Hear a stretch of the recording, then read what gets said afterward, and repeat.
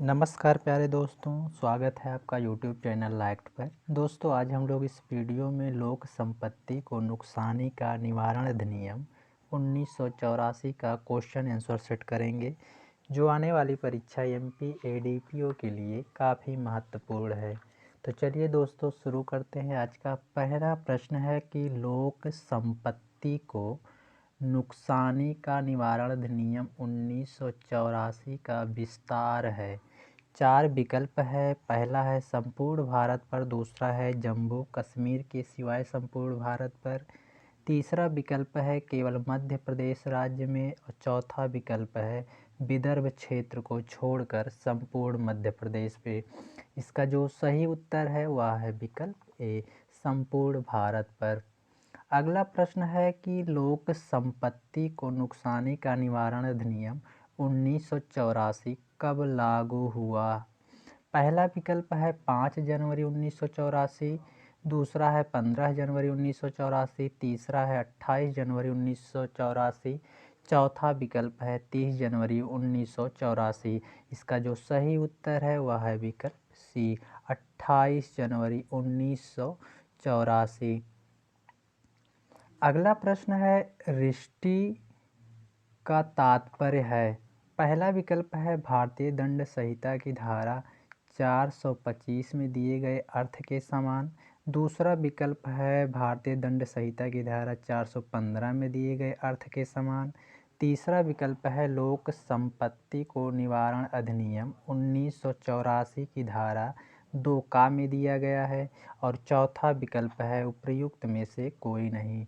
इसका जो सही उत्तर है वह है विकल्प ए, भारतीय दंड संहिता की धारा 425 में दिए गए अर्थ के समान। अगला प्रश्न है सार्वजनिक संपत्ति को परिभाषित किया गया है। पहला विकल्प है धारा 2A में, दूसरा है धारा 2B में, तीसरा विकल्प है धारा 3A में, चौथा विकल्प है धारा 3B में। इसका जो सही उत्तर है वह है विकल्प बी, धारा 2 की उपधारा बी में। अगला प्रश्न है अधिनियम के किस धारा के अंतर्गत सार्वजनिक संपत्ति को क्षतिकारित करने पर दंड का प्रावधान है। पहला विकल्प है धारा 2, दूसरा है 3, तीसरा है 4 और चौथा है 7। इसका जो सही उत्तर है वह है विकल्प बी, धारा 3। अगला प्रश्न है सार्वजनिक संपत्ति को अग्नि या विस्फोटक द्वारा नुकसानीकारित करने पर दंड का प्रावधान है। पहला विकल्प है धारा 4, दूसरा है धारा 5, तीसरा विकल्प है धारा 6 और चौथा विकल्प है धारा 7। इसका जो सही उत्तर है वह है विकल्प ए, धारा 4। अगला प्रश्न है अधिनियम की धारा 3 की उपधारा 1 के अंतर्गत कितना दंड विहित है। पहला विकल्प है 3 माह का कारावास और जुर्माना, दूसरा है 6 मास का कारावास और जुर्माना, तीसरा विकल्प है 1 वर्ष का कारावास और जुर्माना, चौथा विकल्प है कारावास जो 5 वर्ष तक विस्तारित हो सकता है और जुर्माना। इसका जो सही उत्तर है वह है विकल्प डी, कारावास जो 5 वर्ष तक विस्तारित हो सकता है प्लस जुर्माना। अगला प्रश्न है सार्वजनिक संपत्ति के लिए दंड है। पहला है कारावास, दूसरा है कारावास और जुर्माना, तीसरा है जुर्माना, चौथा विकल्प है कारावास या जुर्माना। इसका जो सही उत्तर है वह है विकल्प बी, कारावास और जुर्माना। अगला प्रश्न है अधिनियम की धारा 3 की उपधारा 2 के अंतर्गत कारित नुकसानी के लिए न्यूनतम 6 माह का कारावास उपबंधित है। इस संबंध में निम्न कथनों में से कौन सा कथन सर्वाधिक सही है। पहला विकल्प है न्यूनतम दंड से कम दंड नहीं दिया जा सकेगा, दूसरा विकल्प है निर्णय में कारण अभिलिखित करते हुए न्यूनतम दंड से कम दंड दिया जा सकता है, तीसरा विकल्प है न्यायालय के विवेक पर है कि वह कितना दंड दे, चौथा विकल्प है न्यायालय कोई भी दंड दे सकता है। इसका जो सही उत्तर है वह है विकल्प बी, निर्णय में कारण अभिलिखित करते हुए न्यूनतम दंड कम दंड दिया जा सकता है। अगला प्रश्न है, निम्नलिखित में से कौन सी धारा या धाराएं दंड से संबंधित हैं? पहला विकल्प है केवल 3 और दूसरा विकल्प है केवल 4। तीसरा विकल्प है धारा 3 एवं 4 दोनों, और चौथा विकल्प है धारा 3, 4 एवं 5। इसका जो सही उत्तर है वह है विकल्प सी, धारा 3 और 4 दोनों। अगला प्रश्न है, अधिनियम के अंतर्गत व्यक्ति की जमानत दी जा सकती है। 4 विकल्प है। पहला है जमानत देने पर, दूसरा है निजी बंध पत्र पर, तीसरा विकल्प है ए एवं बी दोनों, और चौथा विकल्प है उपरोक्त में से कोई नहीं।